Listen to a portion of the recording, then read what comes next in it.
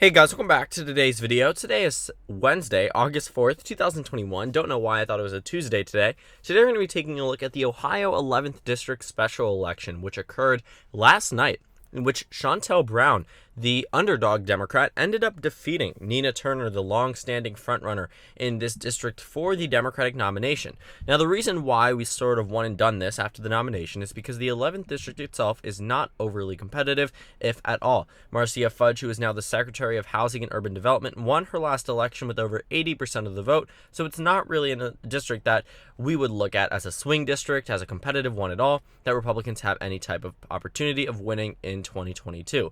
But in the 11th district, what happened was that Shontel Brown went from being down 30 points to ending up winning this congressional race, winning a race in which she had been out fundraised for a long period of time. And while Shontel Brown certainly received a lot of major endorsements and a lot of money on the later end of the campaign, other than that, she was never really supposed to win this race. We can actually take a look here.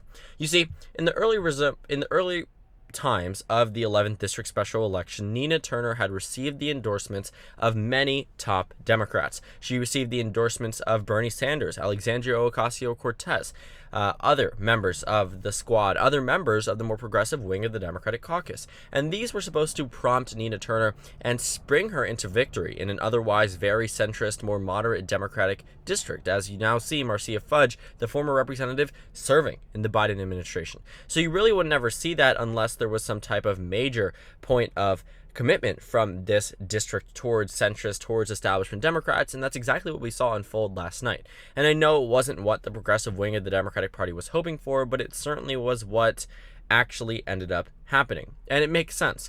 You know, despite all of these major endorsements for Nina Turner, there wasn't really a major point in time where we looked at the race and said, Nina Turner is going to win. That Nina Turner was going to easily win. While she was leading in the early polling data, I always knew that this race was going to be competitive, and after people had started to realize that there wasn't a major moderate/centrist Democrat in opposition, that's when the attacks started ramping up. That's when the endorsements for Shontel Brown started pouring in. You know, the establishment wing of the Democratic Party has been very clear that they will put up a nominee against the progressive wing, or more so the centrist wing of the Democratic Party versus the progressives. It's the standard rundown between Bernie Sanders and Joe Biden when you actually take a closer look at it. I mean, it's exactly what we expected from the beginning of this race. That Nina Turner, while being the front runner, was always going to face a competitive primary. But not a single poll had shown that Shontel Brown was going to win this race. The only one that actually got it close enough was maybe the one from Target Point or the Mellman Group that showed it at least within a few points, which is what the margin ended up being, 4 to 5 points for Shontel Brown in terms of her overall victory. But take a look at how this race started out. Nina Turner started out with 42% of the vote to Shontel Brown's 10%. She continued at 42 to 50% to 50%, down to 43, down to 33, down to 41. I mean, it very much depends on the circumstance of the race. But at these points in time, Nina Turner was always the projected winner of the Ohio 11th district. But another reason I think that Nina Turner wasn't able to get this victory easily was largely because of her past. Nina Turner did not vote for Hillary Clinton in 2016, or at least didn't publicly state that, and the 11th district overwhelmingly voted for Clinton in both the primary and the general election. In addition, Turner wasn't overly too happy about Joe Biden being the presidential nominee for the Democratic Party, has been a very much outspoken critic of President Biden in the past, also refused to say whether or not she did vote for him in the 2020 election, something that really harmed her amongst voters that really liked Biden, really liked Clinton. The point being that the Democratic Party likes the Democratic Party. These Democratic voters appreciate the Democratic elite, the Democratic establishment, if it was to be put that way. Because in a lot of districts around the nation, no matter how much the progressive wing of the Democratic Party wants to paint Joe Biden and Hillary Clinton as unpopular figure amongst Democrats, they simply aren't. The approval ratings are right there, and I have been very open with all of you guys when we were looking at the approval ratings amongst Democrats for both of those two people, Hillary Clinton and Joe Biden, the former two 2020 and 2016 nominees. They are insanely popular amongst the Democratic electorate. They are not names to sort of go against when you're running for a nomination. And that was sort of Nina Turner's problem within this race, that her reluctance to say that she voted for Biden, that she voted for Clinton, was a really major misstep on her part. But another thing was that Shontel Brown received funding and endorsements that you would otherwise not really see for a traditional type of open race. Jim Clyburn rarely ever speaks on individual open races. Yes, of course, he endorsed Joe Biden. He has endorsed other Democrats in the past. But for top Democrats to come out and support against Nina Turner and for Shontel Brown, there was clearly something there that the Democratic Party had some type of investment within this race, that Jim Clyburn felt personally invested in the outcome of this race. And it sort of makes sense. I mean, if you think about what would have happened if Nina Turner had won this race, it would have been a major win for progressives around the nation. Many of these Democrats in the establishment, in the House of Representatives, don't exactly agree with the policies of Alexandria Ocasio-Cortez, or don't agree with the policies of Bernie Sanders and Ed Markey. And as a result, will come out in opposition, practically regardless of who the candidate is. But when you take a look here, one of the major endorsements that many people thought was the kiss of death, as I've seen it put on Twitter, Instagram, and other forms of social media, was the Hillary Clinton endorsement. And I'm here to tell you that simply isn't true. A Hillary Clinton endorsement in a primary 100% helps you. There is no way to try to warp this around that Hillary Clinton endorsing Shontel Brown was detrimental to her campaign. Hillary Clinton is a popular figure amongst the Democratic Party. There is only a small subsection of the Democratic Party that does not approve of Hillary Clinton. I mean, her approval rating has to be 30-40% across the nation through somebody, right? And it's not through Republicans. It's probably not through independents. It has to be through Democrats. So that was not the reason I think that was even at all hindering Shontel Brown's ability to win in this district. If anything, I think it absolutely helped, because Hillary Clinton won here, Joe Biden won here, and when you have a number of representatives, you have former nominees that were very helpful to Joe Biden, that's when you would start to see a change in support and an overwhelming change in the amount of people that ended up endorsing and voting for Shontel Brown within this district. And you can actually take a look at the 11th district results. I mean, Shontel Brown didn't have an overwhelming victory. It wasn't some type of major victory. It was a victory, though. It was a victory that was not really expected by many members of either wing of the Democratic Party. When you take a look at where this coalition came from, it mainly came from Cuyahoga County. Well, guess what? That's exactly where Shontel Brown has been serving in the state of Ohio. And, you know, she didn't win here by an overwhelming amount. She won by around 4,000 votes across the Cuyahoga County portion of the congressional district, but she still was able to win there.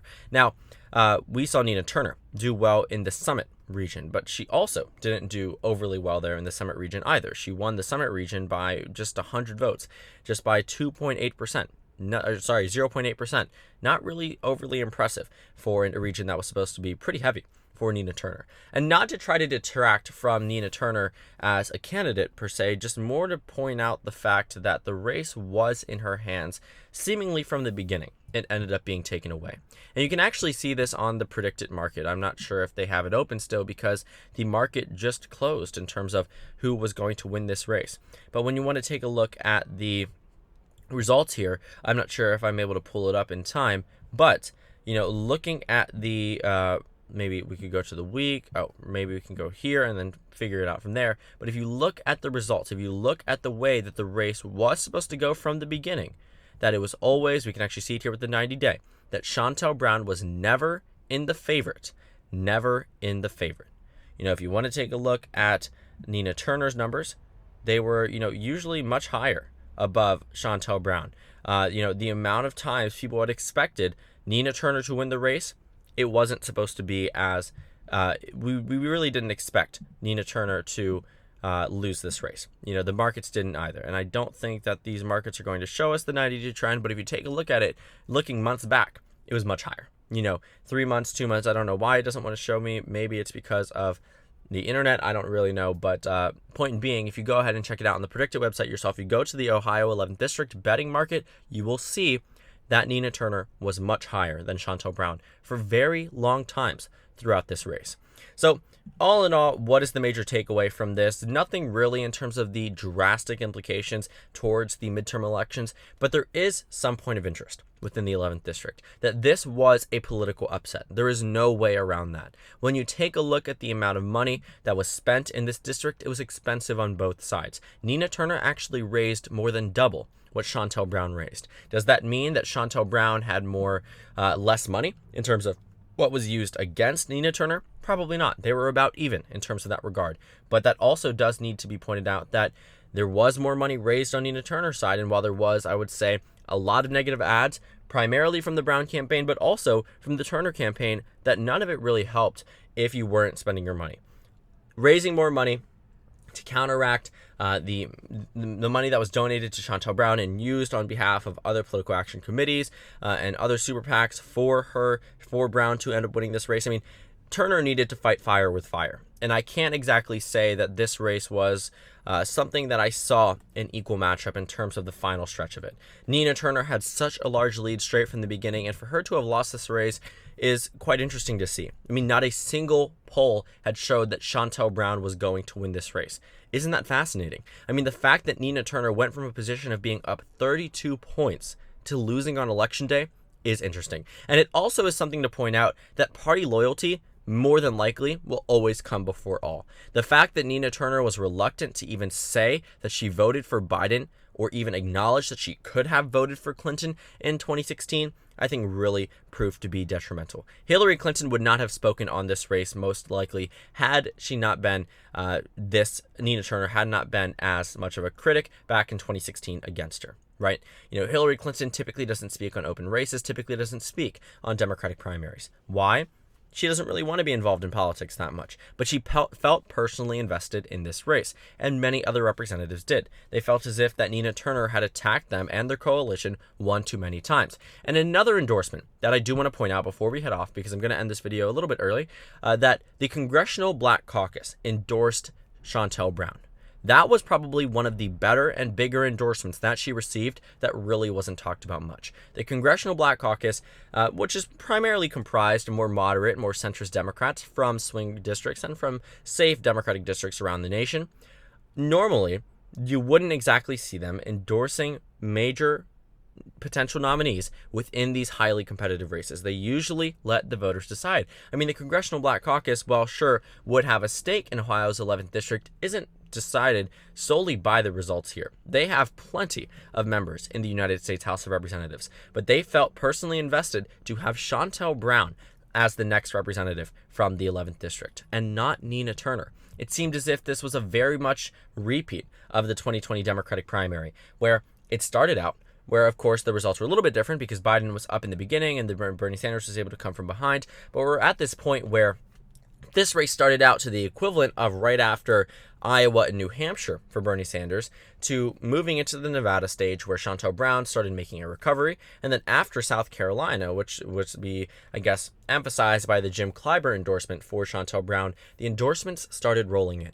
Then came Hillary Clinton. Then came 10 plus representatives. Then came the Congressional Black Caucus. Then came all of these political action committees. Then came other Democrats. Then came, the Ohio former governor. Then became all of these people that Shontel Brown otherwise might not have gotten the endorsement because it was a snowball effect. And it was the momentum and the energy was there for her to win this race. And that's exactly what she did. This 11th district did not go the way that many of us expected. Did I expect Nina Turner to win last night?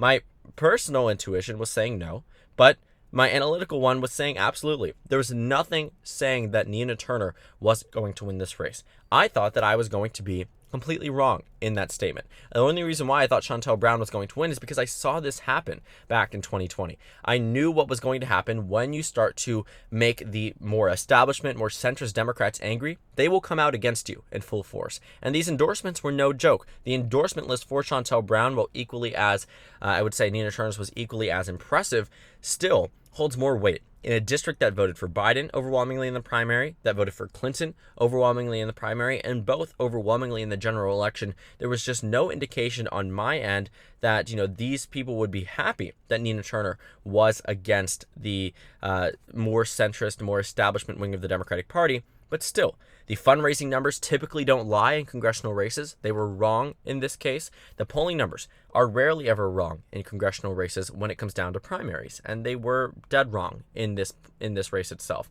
And while I don't think it was a major misstep on behalf of the polling, because a lot of it was decided practically on election day and the race was significantly narrowed down, just looking at the polls, nobody had a clear majority. Just 2 times did Nina Turner reach 50%. But other than that, there wasn't a real time where there was a majority reached. All in all, Shontel Brown was never expected to win. This was a political upset, and this is a major win, I would say, for centrist and more moderate Democrats around the nation, but it is by no means a major indicator of what happens in 2022.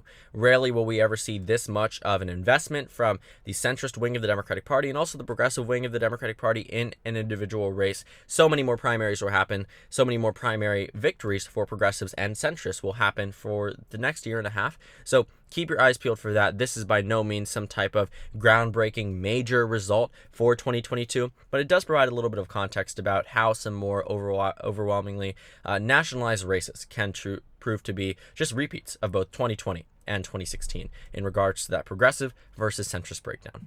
So thank you guys so much for watching this video. Make sure to comment down suggestions below. Subscribe on the left if you haven't already, and check out the Instagram and Twitter. At the bottom left of the screen, there's also a Discord server for you to go ahead and join. On the screen, there's a video you can watch, and then a playlist for my 2021 election analysis videos. Again, thank you guys so much for watching, and I will see you all later today.